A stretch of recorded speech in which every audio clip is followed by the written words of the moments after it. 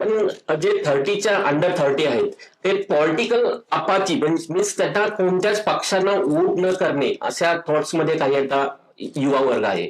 तर त्यांना तुम्ही काय हे सांगाल की त्यांनी वोटिंग कडे यावं?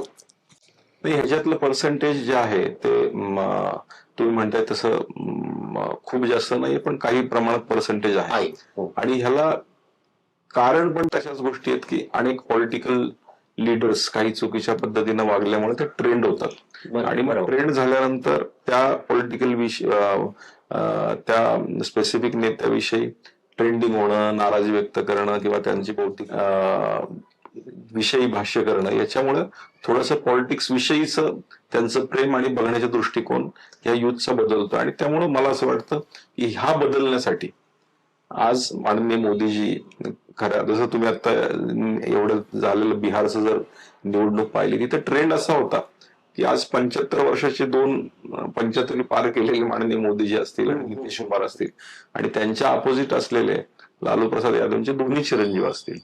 मग युथ एकदम न्यू युथ आणि वर्सेस एवढे बुजुर्ग लोक, नेमकं काय घडणार, अशा अनेक ट्रेंड चालल्या. पण त्याचा परिपाक हे झाला की शेवटी अनुभव, तुमची बौद्धिक पातळी आणि तुमचं वय हेही राजकारणात अत्यंत महत्वाचं असतं.